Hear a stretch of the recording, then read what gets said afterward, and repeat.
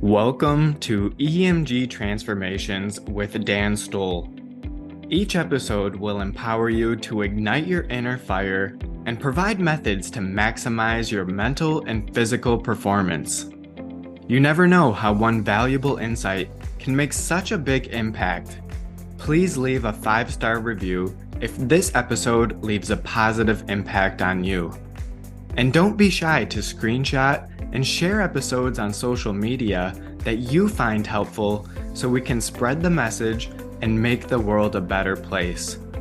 You never know who may need to hear and the impact it has on them too. We're only scratching the surface. There's so much more to learn. Subscribe and stick around to manage stress, improve your health, and create lasting lifestyle changes. Buckle up and get ready to spark your transformation with Nova Fusion. 3, 2, 1, 0. Liftoff. We have a liftoff. Welcome to EMG Transformations.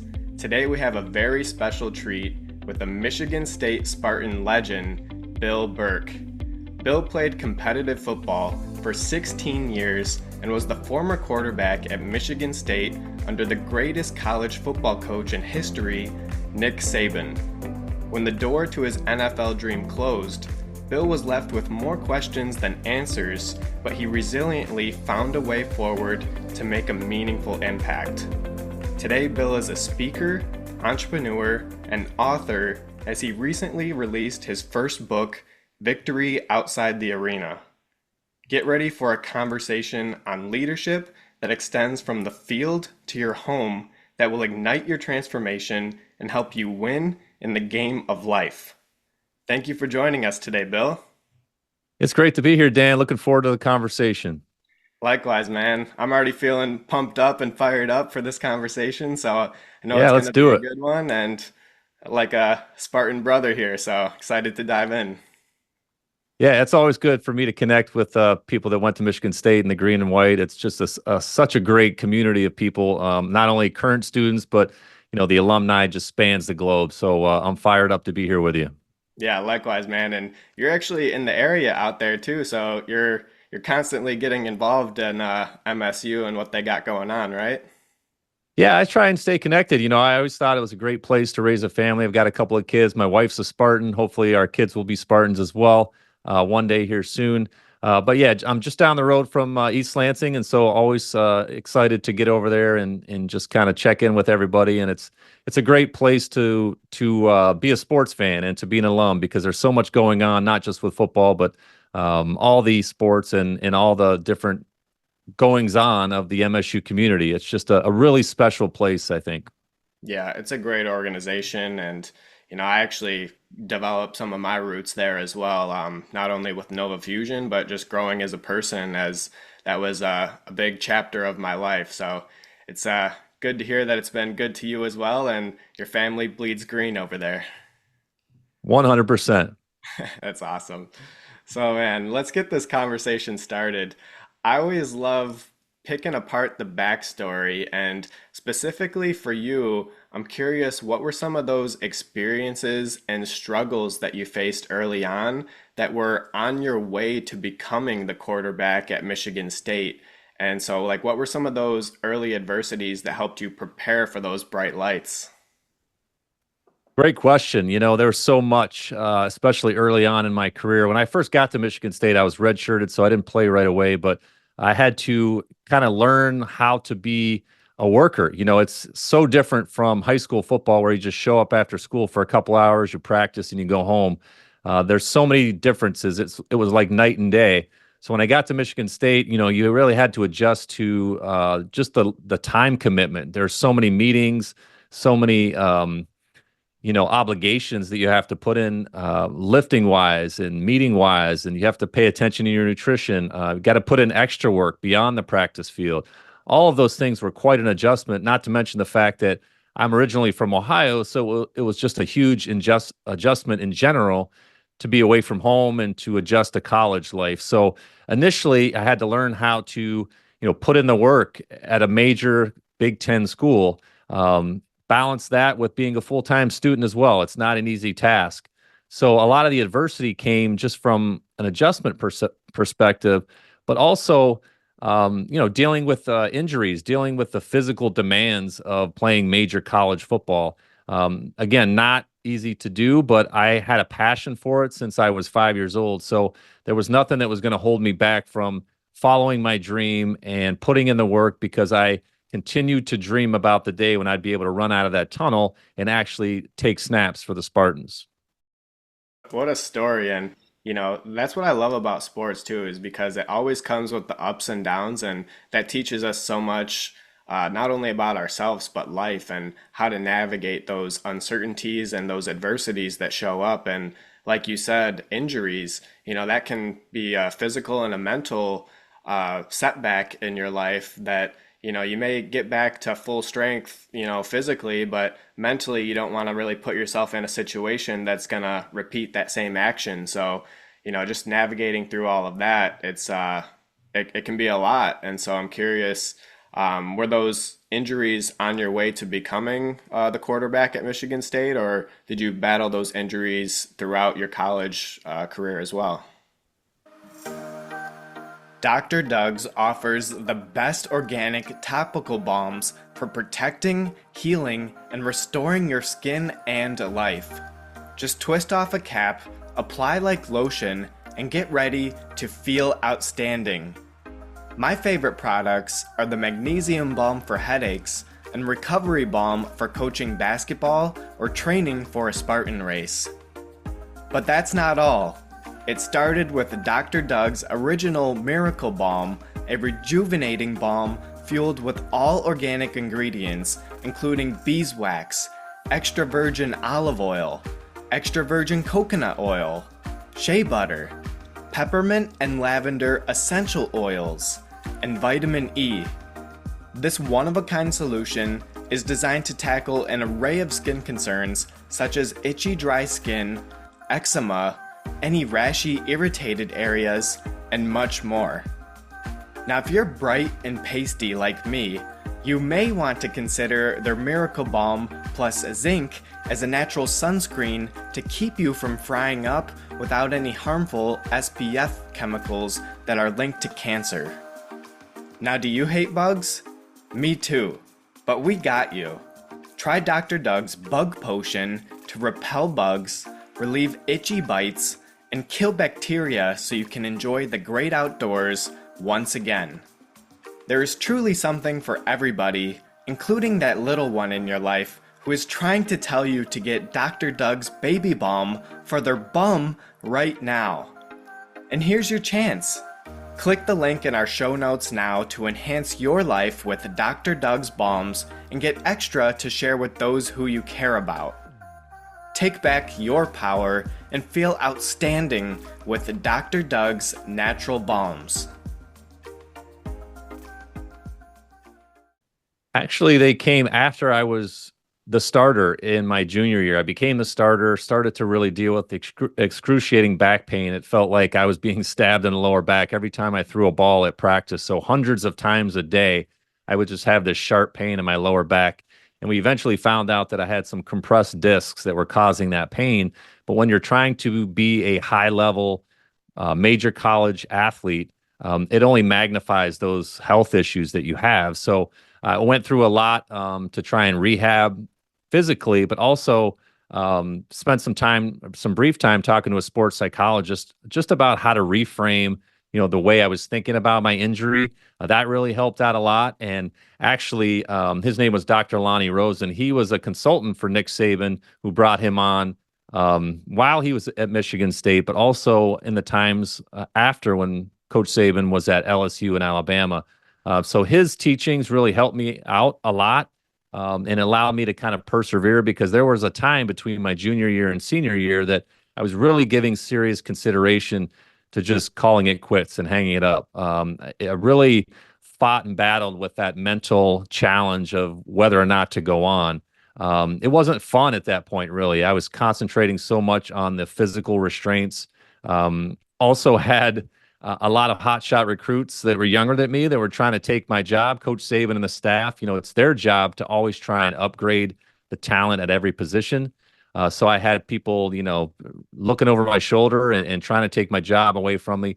Not to mention the fact that I had to show up on Saturday in front of 75,000 people who were expecting and hoping that the home team came out with a win so they could go home feeling good about, what just happened for the weekend. And of course, as you know, the quarterback has a lot to do with whether or not the team wins on Saturday or not. So there's a lot to take in. I wanted that challenge, but to be honest with you, I certainly met many moments where I gave consideration to just throwing in the towel. But however, going back to my childhood, I learned a very valuable lesson at the age of 10.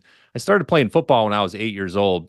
10 years old, wanted to quit. I had this coach who was had a loud, booming, scary voice. And as a young kid, that's not so comfortable to deal with. So I told my parents that I wanted to quit. They kind of looked at me sideways and said, you love this game. You carry a football with you everywhere you go. What's the reason behind this? And I actually made up some excuse because I was too embarrassed to tell them the truth. So they paused for a second and they considered it and they said, okay, you don't have to play football next year, but because we're in the middle of this season and you made a commitment, you've got to finish what you start. So that lesson really carried with me every single year. And then it culminated at the moment between my junior and senior year at Michigan State. And I just couldn't physically bring myself to call it quits. I was afraid I'd be letting my family down, my teammates down, my coaches down, and most especially myself down. So I just kept going. And then obviously I'm so thrilled that I did. And I'm so glad that I made that decision because had I not continued, the number of memorable experience that I would have missed out on during my senior year would have been countless. We beat Oregon, Ohio State, Penn State, Michigan, and the guy named Tom Brady who quarterbacked them. Beat Florida in the Citrus Bowl. Ended the season as the number 7 team in the entire country. So finish what you start has been a major theme throughout my career and throughout my life as well. Man, I love that. It reminds me of one of my lessons is how you do anything is how you do everything and, finish what you Yeah. start, just like you said. And, I can see how that's gonna carry you in those tough moments where, physically and mentally you just want to give up. Like you got this condition that's nagging at you every day. It's stabbing you in the back and, you have all this pressure as well because like you said, you have the arena, you have the coaches, you have the whole organization that's counting on you. And, that can be a lot of built up pressure that I find really interesting in how people navigate that pressure because I feel like at those stages where you're playing at a college level, you're playing at a professional level, the talent is there. Like if you got to that level, like you're very talented. So in my mind, the things that are the big separators are the mental space and what do you do when challenge arises? Do you cave in or do you meet that challenge and rise to the occasion and finishing what you start? That sounds like finishing the job and rising to the occasion. And so, you had to put in the work and you had to, you know, step up a little bit and do some things that you didn't want to do. But, now it's made some lasting memories that you're going to be sharing with your grandkids. And, it's just a really special story. So I'm glad that you had the courage and the strength to get through those tough times because, a lot of people, when adversity comes, that's when we crumble. So a lot of respect for you and just what you've been through on that side of things. No, I appreciate that, Dan. Yeah, it's a lot of memorable experience for sure, but really the lessons that I learned at Michigan State on the practice field and in the stadium between the white lines are lessons that just will continue to keep me afloat during those tough times, and they have to this point. I'm so grateful for it because without that experience, I don't know how I would have handled, post career and everything else that's thrown at you, during the course of life. But some of those lessons are just so powerful, and now I'm trying to impart those on my kids as well. Of course, finish what you start. But Nick Saban, my old coach, used to say something to us now, and he's said it for years and years, and it's, can you make yourself do the thing that you need to do even when you don't feel like doing it? I mean, that's really the process and the challenge for all of us. I think, it's really putting our standard over our feelings because we succumb, I think, so many times to our feelings. We want to be comfortable as human beings. We want to be safe. We want things to be easy. We want the easy path, and that's just not always the case if you're chasing big dreams.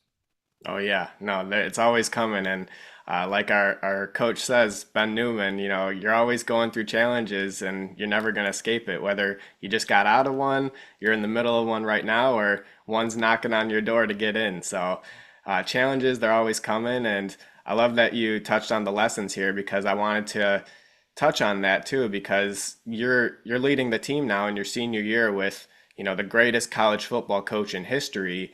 And there's a lot of lessons throughout the games, throughout the practices. I'm sure just like off the field as well, at team dinners, at when you're reviewing film together, there's so much to pick up. So I'm curious, what did you learn from being alongside Coach Saban and being in that Spartan organization? Well, we could do a whole day on just some of those lessons. I mean, they go on and on and on forever. But you hit on a couple of things a minute ago. Coach Saban always tried to teach me to expect adversity. I think so many people just are crossing their fingers and hoping that things are easy and they go according to plan. And I think when you go into any situation and just conduct your life expecting things to be hard or expecting adversity to show up, you're much more prepared mentally for it, and you're much more resilient and confident in knowing that you've spent some time at least thinking about it and preparing for it, and then you can meet that challenge head on. So that's number one. And number two, when I played for Coach Saban, we always lacked or failed to understand why after a win he was so much harder on us than he was after a loss. It didn't make sense. We always thought as players, and granted we were 18 to 22-year-olds, didn't know a whole lot at that time, but we were always confused by that. And I think I know now exactly why he would do that. He was afraid that because we had some success, because we had just won a game, that we were going to become complacent and stop doing the things that got us there. And we didn't understand that as young kids, but certainly I understand that now. And I think he was right because a lot of times when we have success, we're kind of put to sleep a little bit by it. We take our foot off the gas, or we try and get cute and change the things that got us there because we think we've got it all figured out. But it's those daily disciplines that we need to continue to do each and every day, regardless of the outcome, regardless of whether you win or lose. You know what they are, so just continue to do them. And I think it's having that focus and that discipline that really separates the good from the great. And so that's just one of them. Like I said, there are so many more. But Coach is a legend for many reasons, not just for the wins and the championships, but I think for the impact that he's had on so many people. And maybe more so than anybody else, he's had a huge impact on my life and continues to have that ripple effect as I now teach some of these lessons to my own kids. Yeah, that is so good. And one of the things that I'm picking up in that lesson right there is a lot of times we look at who is successful today and we try to replicate that, see what they're doing that makes them successful. But so many times we have to go back. We have to go back like 6 months, a couple years. We have to see what they did that brought them to that success. And because you're going to be doing different things in the growth stage than you are at the scale stage or when you are successful and maintaining that success. So there's so many different actions and just processes involved that, okay, you do certain things at this stage, you're not going to necessarily do them at this stage. And so like just reverse engineering that, I think a lot of times we'll look at that success of what are they doing now and trying to reverse engineer that. But what are those daily disciplines? What are those standards and procedures that you have in place that are behind the scenes that are actually driving that needle forward every day, every week that gives you that result that you're looking for? And, not being complacent with that success, that's one of the biggest things because I hear a lot about, celebrating your success and that's something that we should do. But, if we want to really get to those mountains as we see here, it's like once we get to one mountain, it's like, okay, next, we made it. What's the next mountain? And we keep on climbing. So I love that you mentioned that. And, I'm curious as a quarterback as well, because you have essentially you have the weight of the game on your shoulders, and there's a lot of high and low moments. Fourth quarter, like it's crunch time, you got to move the ball up the field. How did you navigate that pressure to stay on point and not let that get to you? Well, first of all, I think you got to want that position. You got to want to be in that situation. I certainly did. I loved it. I loved the pressure of and the opportunity to get big rewards and a lot of attention for my performance. But I also love the idea that if things didn't go well, I knew that the focus was probably going to be mostly on me and the head coach. And so I welcome that. I love being the eye of the storm. I love being out there in front of 75,000 people and being in control of when the ball snapped and making sure that everybody was lined up where they were supposed to be. I love the idea of dissecting mentally what the defense was doing. So I welcomed it. I never shied away from it. It's just where I wanted to be. And physically, I couldn't play any other position. I wasn't fast enough or big enough or strong enough. So that was where I was going to land if I was going to be a football player. But from the time I was a kid, I wanted to be on that type of a stage, emulating my heroes that I watched on TV each and every weekend. And so I just never looked back. It was the most thing, or the most thing that I had the most fun at, I should say. So I loved it. I loved to be in that position of quarterback. Being in the huddle, being in control, being in command, having the several things in my mind that I had to concentrate on all at once. Some players just have to know what their individual job is. As a quarterback, you've got to know what everybody's job is, both on offense and defense.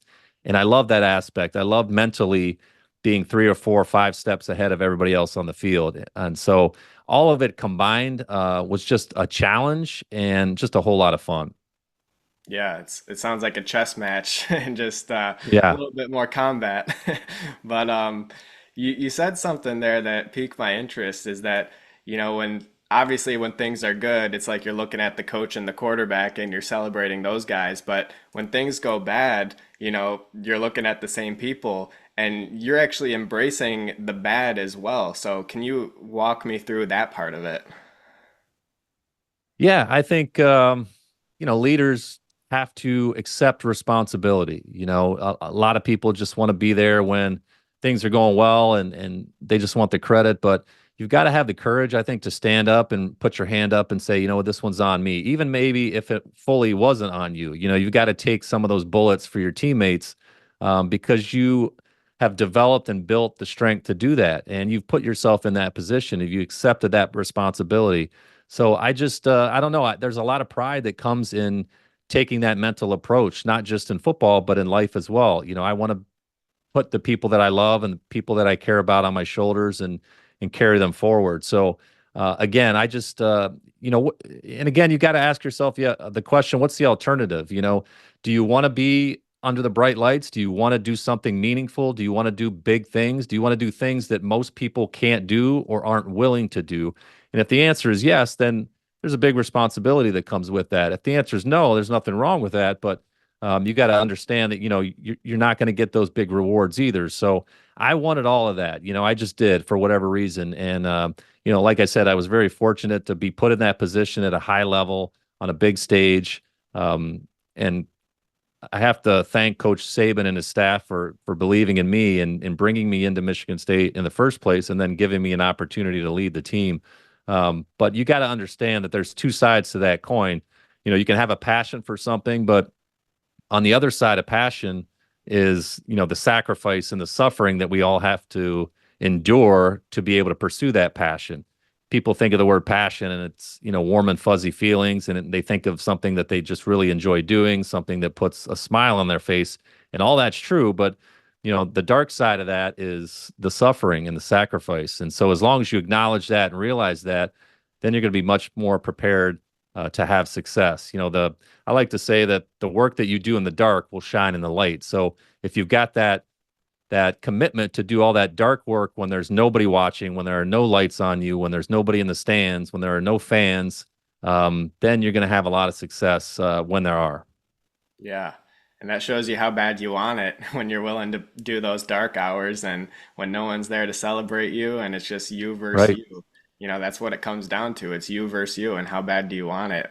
But I think that first part was also such a great lesson as well because there's so many times where Well, I think it defines such a great characteristic of a leader as having that perspective that it may not be your fault, but it's your responsibility to pick up the pieces and, you're going to have the team's back regardless of what happened. And, that's what a leader does is they keep on moving forward. They bring people together and, they make the most out of it. They bring out the best and, they ask the right questions. And so just having that perspective, picking up the pieces and, taking accountability, I think that's going to take everyone listening such a long way if they were to apply that in the situations that they're in. It may not be your fault, but you can be you can be a contributor to fixing it, and that will gain you Sure. respect, and it'll take you a long way for sure. No, 100% well said. I think it's just, and I love your podcast because it's all about the mental aspects of this. It's such a an important thing to learn that mindset is really the foundation for everything. Every decision that you make, every attitude that you take, every perspective that you apply to any given situation. So, 100%. I really love the mental aspects of, and the mental challenges of just success and navigating life. I think so many of us rely on the changing external circumstances. And I write in my book, victory, however you define that, victory is based on your internal decisions, not your external conditions. So if you take that mental approach, you're going to have a much better mindset and you're going to have much more success ultimately. Yeah, and like this podcast, EMG experiences plus mindset equals growth. You're hitting the nail on the head here, and I always say that circumstances don't define you, but your decisions do.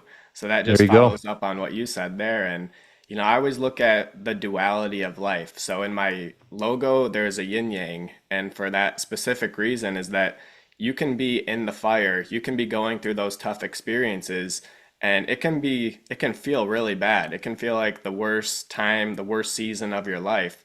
But there's always a sense of duality in every situation. So no matter how bad things may feel, there's going to be good that's going to come out of that. And it may be hard to find. It's like a needle in the haystack. It may not come now. It may come 6 months or a year from now. But there's always something positive and good to come from every experience if we're willing to look for it. And so I always remind myself of that, of when life strikes with adversity, I'm like, instead of, because this is what I used to do, I used to react and always look at the bad of situations and how it's implementing or impeding what I'm doing. But now I welcome adversity into my life and I'm saying, okay, how can I turn this adversity into my advantage? How can I turn this negative into a positive? What can I do with this? How can I sharpen my sword? And so there's always something to learn, but we have to have that initial mindset to know that, hey, like I have a growth mindset. I'm willing to learn. I'm adaptable. I can do hard things. And putting all of that together, and you said something earlier, reframing your perspective when you were injured, like navigating through those tough times and not getting too hard on yourself and not wanting to quit everything all at once as well. And that's a hard battle when you're constantly feeling in pain. I have Crohn's disease, so different conditions, but in a sense, they're very similar in dealing with the pain side of things. So I know what it feels like to want to give up on certain things and just throw in the towel, but that resilience and remembering why you're doing it and having that passion, that's what's gonna get us to that other side and that inner fire and that burn that Ben Newman also talks about. Yeah, no, well said. Absolutely. And I like to tell people too, I've got this simple three-part framework that I think, I like simplicity. And, if you're into the personal development space, there's just so many different things, so many different rabbit holes, so many different programs and frameworks, and they're all good, right? But I like to keep things really simple. So I tell people, look, there's a three-part formula to achieving anything that you want to have. And that's number one, dreams. And I look at dreams as the destination. That's where you want to go. It's what you ultimately want to end up with. Number two, your decisions are the directions to get you there. Your decisions, you have to make some intentional decisions about exactly what you want and how you're going to get there. And lastly, and maybe most importantly, discipline is the difference. So all three of those things are connected, and you've got to connect your emotions to all that as well. But if you start down that road, keep that D formula in mind, there's no way you can lose really. If you're consistent, if you're intentional, if you're doing things the right way, there's really no way you can lose because as you know, and I'm sure you do, there's a lot of patience that needs to be involved with chasing success as well. It doesn't come overnight. So you've got to consistently do those things that you know you need to do, even when you don't feel like it, to make sure that you get there. Yeah, that's the name of the game, and not only sports but also life. And switching gears here a little bit, um, after football, that's a big transition that you hear a lot about is athletes going to like in a sense everyday life, and it's like, well, what do I do with myself because my identity was in this sport for how many years, and it's just a hard transition. So I'm curious, how did you transform your identity and your sense of self-worth as well as you transitioned away from football and, something that you lived and breathed every day for 16 years? Yeah, no, it's a great question. And it was the motivation for writing my book, Victory Outside the Arena. I experienced a lot of confusion, a lot of struggles with my own identity when I finished playing football. And I know there are so many athletes out there, not just in the world of football, but just in every sport that struggle with the same things. And I think once their careers are over, the support systems kind of fade away. Their teammates might scatter back to their hometowns. So there's not a lot of support. There's much more now. There's much more awareness around these types of things. But back when I played, there was really zero support. And I think everybody was struggling with the same things, but nobody really knew how to talk about it because you're dealing with that athlete mindset of, I'll just suck it up. I'll just figure it out. I'm not going to show any weakness.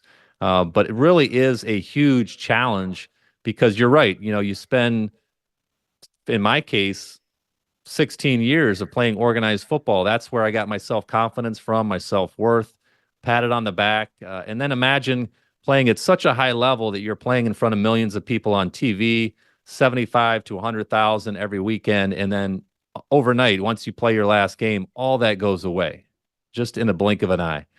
So there's a lot to unpack there. There's a lot to deal with. And I think so many of us, especially athletes who thought that they knew their identity because they never had to really explore anything outside of that, anything outside of being an athlete.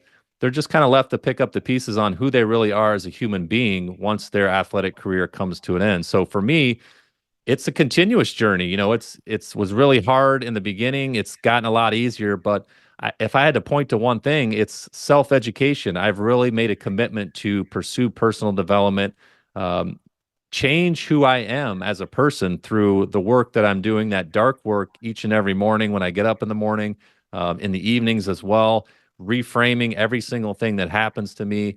And you have the world at your fingertips if you really want to do that, if you really want to make a change. There are books, podcasts like this one. There are all sorts of videos online. There are mentors, coaches. I mean, the resources are really endless. So if you want to change who you are, how you think, change your future, really, the resources are out there. You just got to go grab them. But that's the journey that I've been on. And I love it because I am growth mindset. I'm a growth mindset person, just like you are. I don't want to stay the same forever. And I don't think anybody should want to stay the same. You should want to be in a continual state of growth because that will leave you at the end of your life having known that you did everything you could to maximize your full potential, which is what I want for myself. And it's what I want for the people that I work with. Because that's really what it's all about. We get one life. We're here for a very brief period of time. And then we want to make sure that we're squeezing every single bit of potential out of ourselves.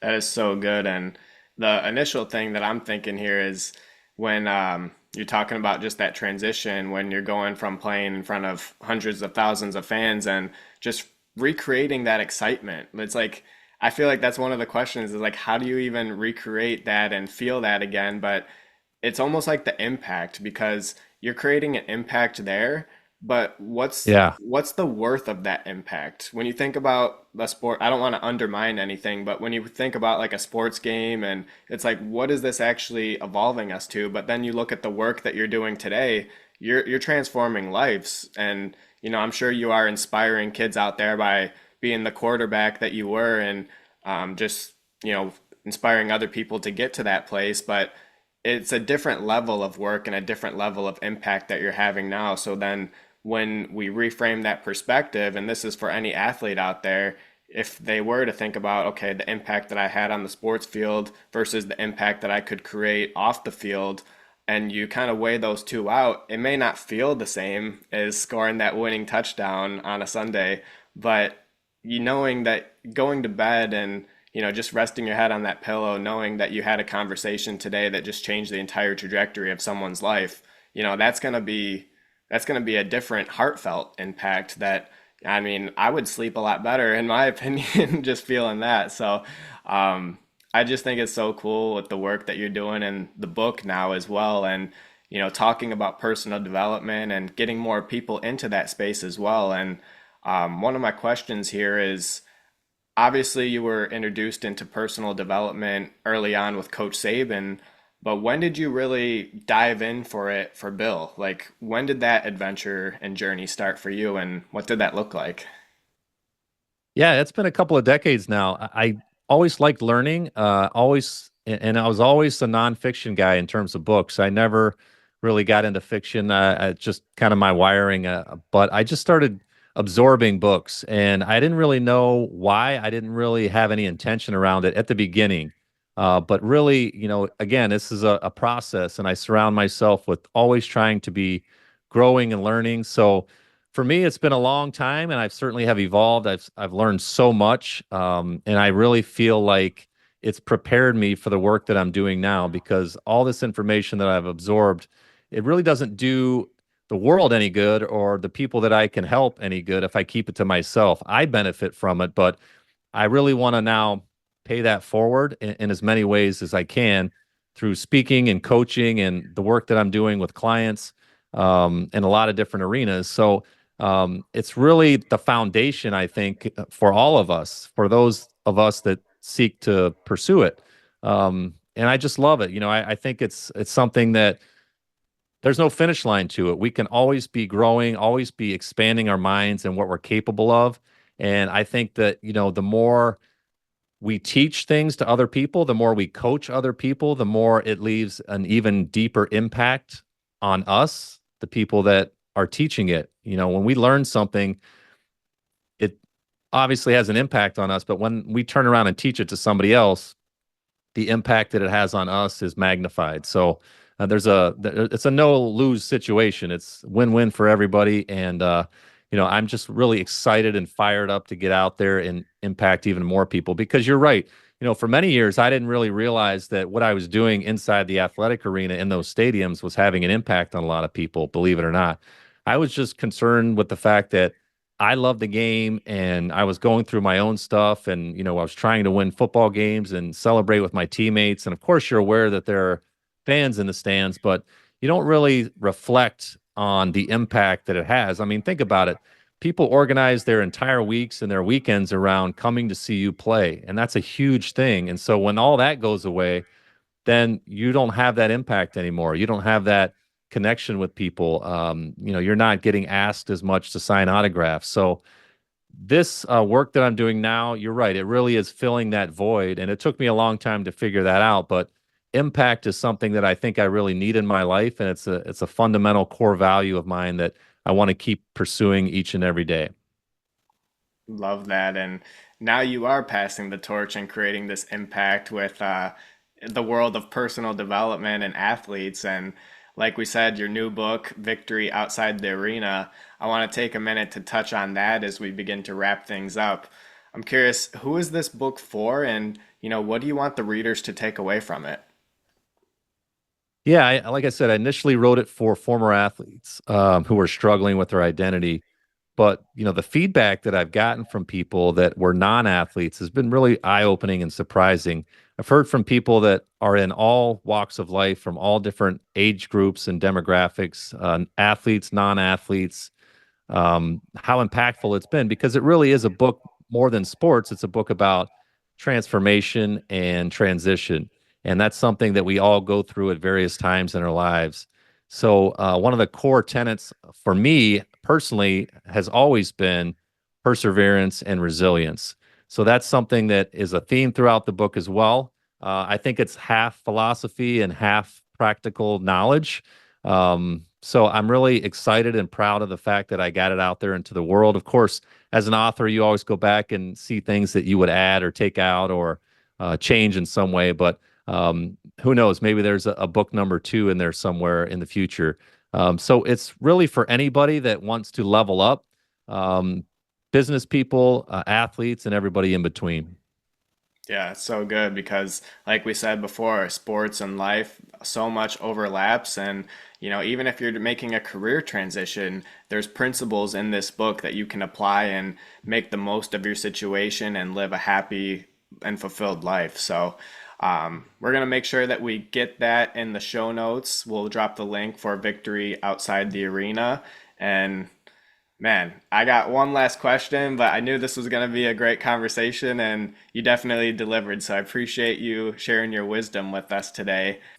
One last question here. I always like to ask this to people and get different perspectives.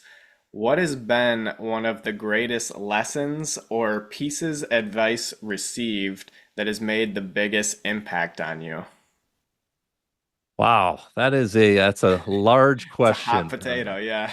especially with no time to consider that. I go back to my old coach, Coach Saban, and I mentioned it earlier, and I alluded to it earlier, but it really is expect adversity. Again, it's going to come in some shape or form, uh, but it's all about not what happens to you, but how you react to what happens to you. And I think that was a hard lesson to learn for me as a teenager in the Michigan State program. But I feel so fortunate, and I tell people all the time who ask me about Coach Saban, I had a front row seat to one of the greatest CEOs in the entire country, not just in the world of sports.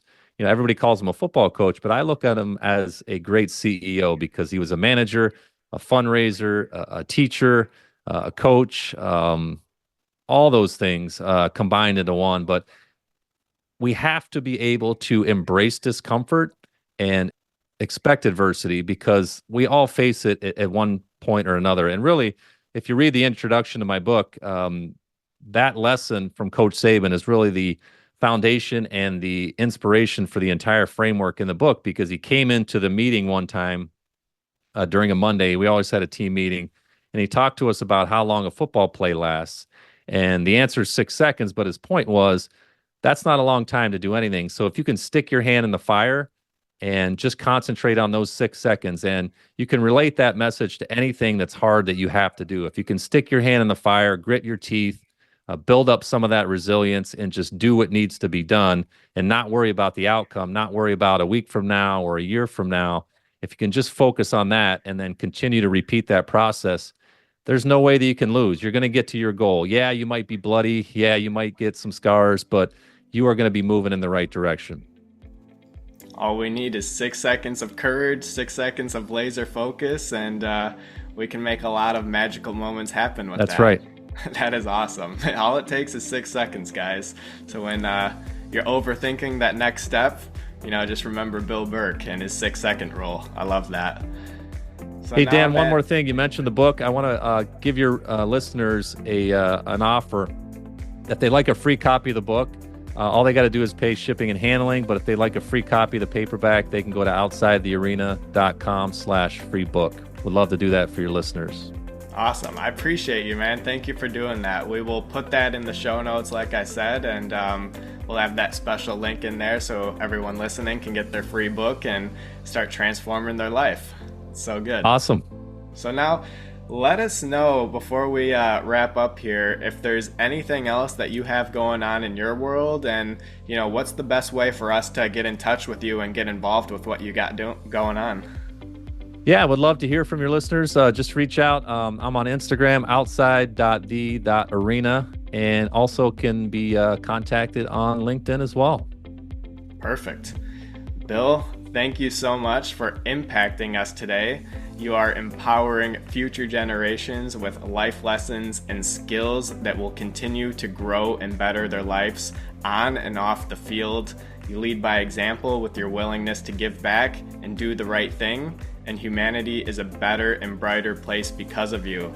I'm grateful that we crossed paths, and I'm excited to continue growing with you. Go green. Go white. Thanks, Dan. Thanks for having me on. Are you ready to take charge of your health and transform your life? Well, get ready because we have the solution for you. Introducing the Nova Fusion 21-Day Wellness and Resilience Challenge, the ultimate program designed to stack massive momentum, achieve peak performance, and spark your transformation. In just 21 days, you can experience a total wellness revolution. Our challenge is jam-packed with daily inspiration, education, downloadable resources, and exciting challenges to keep you fired up and on track. But that's not all. When you join the challenge, you'll also become a member of our exclusive Nova Fusion family. Together, we'll support and uplift one another as we continue to grow and thrive. Unlock the secrets of the world's best wellness and resilience practices to stay mentally and physically fit for a lifetime. From renewing healing practices to transformative high-performance techniques, we've got you covered. And here's something that sets us apart. I believe in these practices so much that I'm offering a money-back guarantee. That's right, if you don't see results, you can get your money back, so you have absolutely nothing to lose, but everything to gain. So what are you waiting for? Take advantage of this limited time opportunity right now. Go to novafusion.co/challenge to sign up and embark on the journey of a lifetime.